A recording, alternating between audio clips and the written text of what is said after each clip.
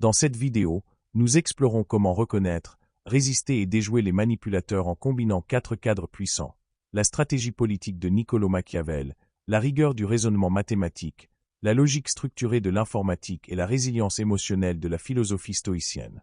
Les manipulateurs, très souvent, utilisent la pression psychologique pour semer la confusion ou exercer un contrôle. Par exemple, ils peuvent recourir à la culpabilité, à la peur, à la flatterie ou à une logique fallacieuse pour influencer vos décisions sans exprimer clairement leurs intentions. Machiavel, philosophe politique de la Renaissance, a montré que ceux qui détiennent le pouvoir manipulent souvent les autres pour préserver leurs intérêts. Il conseillait aux dirigeants d'être stratégiques, paraître vertueux quand c'est nécessaire, mais agir fermement pour conserver leur pouvoir. Lorsqu'une personne vous manipule en usant de vérités partielles ou de leviers émotionnels, l'approche machiavélique vous aide à comprendre que son comportement est délibéré et motivé par l'intérêt, non par le souci de vous aider. Cette prise de conscience vous permet de formuler des réponses rationnelles au lieu de réagir de manière émotionnelle. Pour prendre de meilleures décisions face à la manipulation, nous pouvons utiliser des concepts mathématiques. Un outil utile est l'inférence bayésienne, une méthode qui consiste à mettre à jour ses croyances à partir de nouvelles preuves.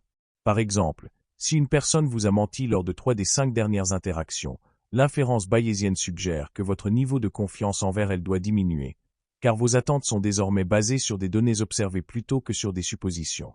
Un autre concept important est celui des sophismes logiques, c'est-à-dire les erreurs de raisonnement. Les manipulateurs les utilisent pour fausser la vérité. Un exemple fréquent est le faux dilemme, qui consiste à présenter 2 choix comme les seuls possibles alors qu'il en existe d'autres. Si quelqu'un vous dit « tu es soit avec moi, soit contre moi », il ignore la complexité de la situation. Reconnaître ce sophisme vous évite de vous laisser piéger par un choix biaisé. L'informatique nous enseigne à penser en termes de systèmes et de règles.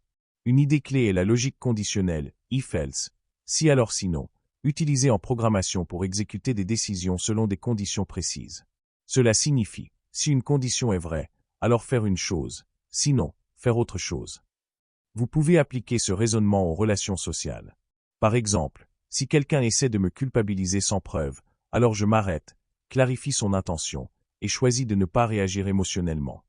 Cette approche logique remplace les réactions impulsives par une pensée structurée.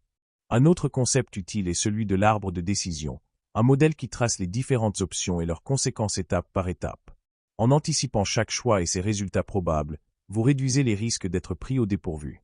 Par exemple, si un collègue manipulateur vous propose son aide tout en insinuant qu'il attendra une faveur en retour, vous pouvez utiliser un arbre de décision pour évaluer à l'avance les implications d'accepter ou de refuser. L'informatique enseigne aussi la notion de dépassement de tampon, un buffer overflow, qui se produit lorsqu'un système reçoit plus d'informations qu'il ne peut en gérer, ce qui le fait dysfonctionner. Les manipulateurs essaient souvent de provoquer un overflow émotionnel, en vous submergeant avec des arguments intenses, des décisions précipitées ou des messages contradictoires. Pour vous protéger, vous avez besoin de pare-feu personnels, comme des limites claires, du temps pour réfléchir et des réponses préparées. Sans défense, cette pression peut surcharger votre système émotionnel, comme un ordinateur qui plante. C'est ici que le stoïcisme devient fondamental. La philosophie stoïcienne vous aide à rester centré et émotionnellement stable, même lorsque la situation devient chaotique. Une idée centrale est la dichotomie du contrôle, comprendre ce que vous pouvez contrôler et ce que vous ne pouvez pas. Vous ne contrôlez pas les actions du manipulateur, mais vous contrôlez votre réponse.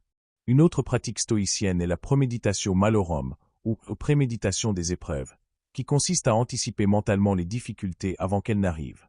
Par exemple, avant une conversation difficile avec quelqu'un qui utilise souvent la culpabilité, vous prenez un moment pour prévoir son comportement et décider à l'avance comment rester calme. Des penseurs comme Épictète et Marc Aurèle recommandaient des habitudes quotidiennes telles que l'écriture matinale pour fixer ses intentions, et la réflexion du soir pour évaluer ses réactions.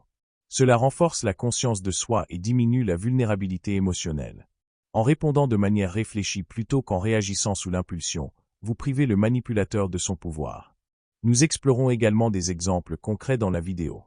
Imaginez que votre supérieur hiérarchique vous félicite vaguement, puis vous confie une tâche urgente de dernière minute sans instruction précise. Il vous reproche ensuite de ne pas l'avoir bien accomplie. C'est une tactique de manipulation classique. Grâce à l'analyse machiavélique, vous identifiez sa stratégie. Grâce à la logique mathématique, vous comprenez les risques d'un comportement récurrent et ajustez vos attentes. Avec les outils informatiques, vous élaborez des réponses structurées. Enfin, Avec la pratique stoïcienne, vous restez calme, vous ne prenez pas les reproches personnellement et vous affirmez vos limites sans escalade émotionnelle.